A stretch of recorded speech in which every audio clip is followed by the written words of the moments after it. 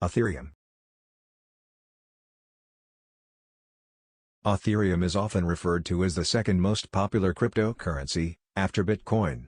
But unlike Bitcoin, and most other virtual currencies, Ethereum is intended to be much more than simply a medium of exchange or a store of value. Instead, Ethereum calls itself a decentralized computing network built on blockchain technology. Let's unpack what that means. Like all cryptocurrencies, Ethereum works on the basis of a blockchain network. A blockchain is a decentralized, distributed public ledger where all transactions are verified and recorded.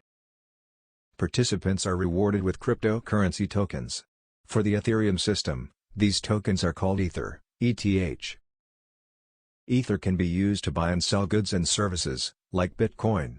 It's also seen rapid gains in price over recent years, making it a de facto speculative investment. But what's unique about Ethereum is that users can build applications that run on the blockchain like software runs on a computer.